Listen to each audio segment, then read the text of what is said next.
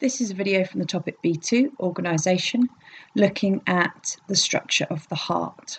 So here we can see some models of the heart. These are actually from Body World. So you've got a real heart there that's been filled with like a liquid plastic, and then we get the structure of the heart shown. We can see on the left-hand picture there at the top, the aorta that's got kind of three branches coming off it, taking the oxygenated blood all around the body. There's also, you can see two of them. There's three coronary arteries that just feed the heart. Okay, so there's one in the middle at the front, one off to the left, and actually you can see part of one just off to the right there. So here is our structure of the heart, and we'll start off by saying there's four chambers, the left and the right, and we look at the heart as if it's in the person. Okay, so our left and right are the opposite to what we would expect. We've got the left side separated from the right side with that section in the middle. And if a child is born with a hole in their heart, it's a hole in that section there between the right ventricle and the left ventricle. And it basically mixes oxygenated and deoxygenated blood, making it all weakly oxygenated. So on the left side of the heart, it is oxygenated blood. On the right side of the heart, it is deoxygenated blood. And if we look carefully at the picture, we can see the left wall, the left outer wall of the heart is much thicker than the right outer wall. Okay, and that's because the left side has to give even more of a push to get the blood at a higher pressure, because it's taking it all around the body to all the body cells, whereas the right side of the heart is just taking the blood to the lungs, and the lungs are right next to the heart, so it doesn't need as much of a push. So that can help us in remembering oxygenated and deoxygenated. Okay, the thick side going to all the body cells. The body cells need oxygen for respiration, therefore it's oxygenated blood in the left side of the heart.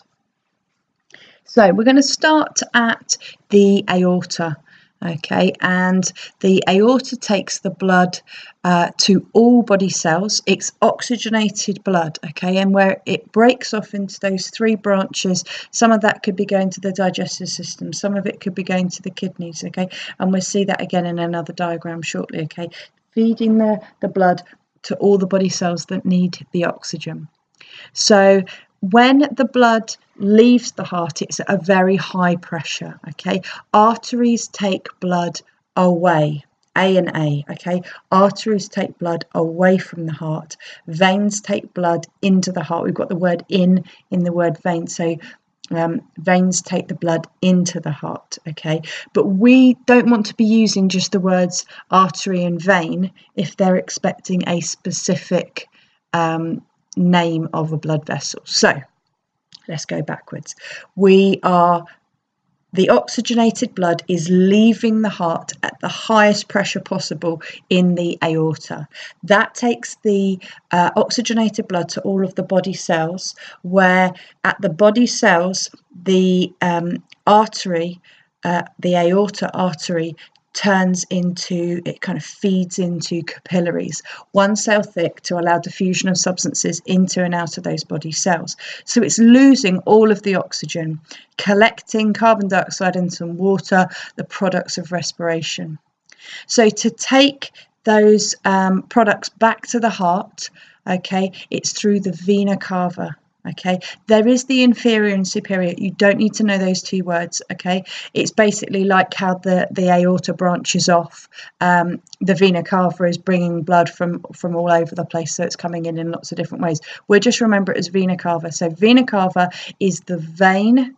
We're now deoxygenated blood, and it's going back into the heart in the right side of the heart. So right side of the heart is deoxygenated.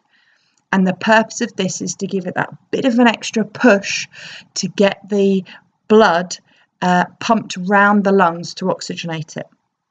So that deoxygenated blood has come in through the Vena Cava into the heart, in the right atrium, through that valve, we don't need to know the name of it, into the right ventricle. Pumped through the right ventricle and out of the heart, again, away from the heart is artery, through the pulmonary artery. Now, the words pulmonary are always associated with the lungs. If you look at the word pulmonary carefully, you've got an L in there, a U, an N, okay, kind of spelling out the word lungs, okay. So, pulmonary artery, taking the deoxygenated blood away from the heart to the lungs, okay, where it's going to become oxygenated again, also losing the carbon dioxide and the water through the alveoli in the lungs, okay.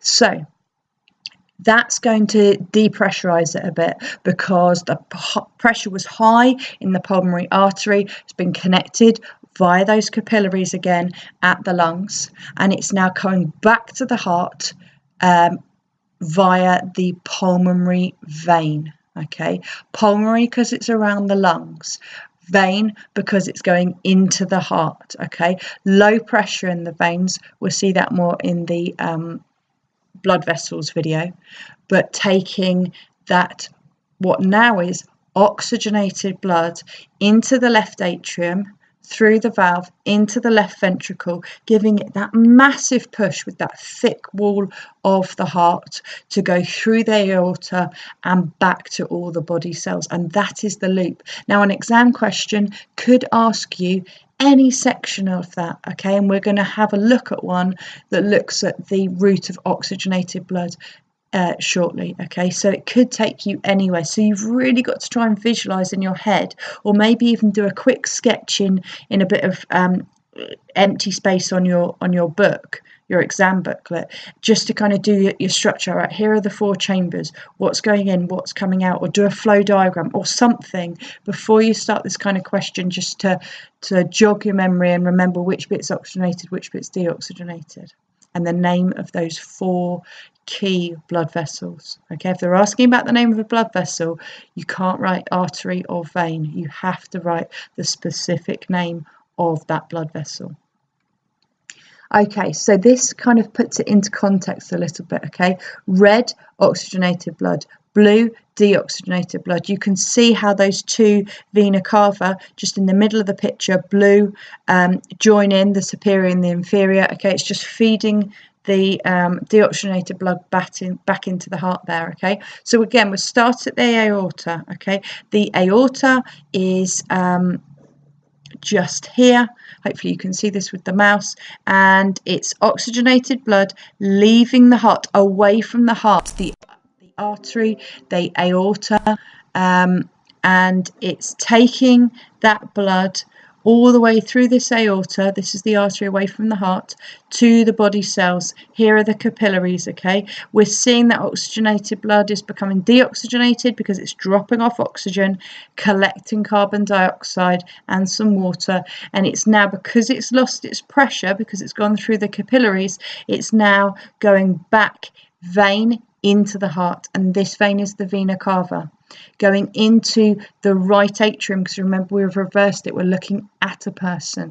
Right atrium, right ventricle, bit of a push out through the pulmonary artery, up to the lungs, where again through the capillaries we've got the diffusion of gases, okay, making that blood oxygenated again, losing the carbon dioxide, leaving the lungs, the capillary surrounding the lungs in the pulmonary vein, and the vein going into the heart, through the left atrium, through the left ventricle, and back out through the aorta.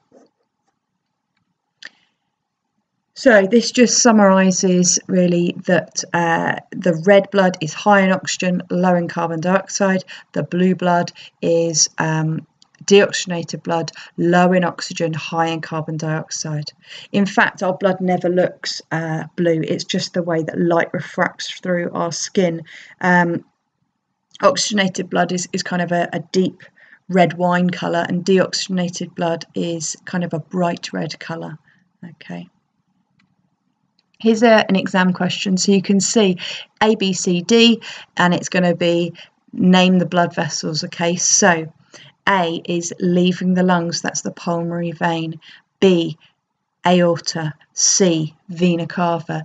D, pulmonary artery. And here is the kind of more involved diagram showing how the aorta splits off into those 3 branches, going to different parts of the body, and then those veins bring it all back together again.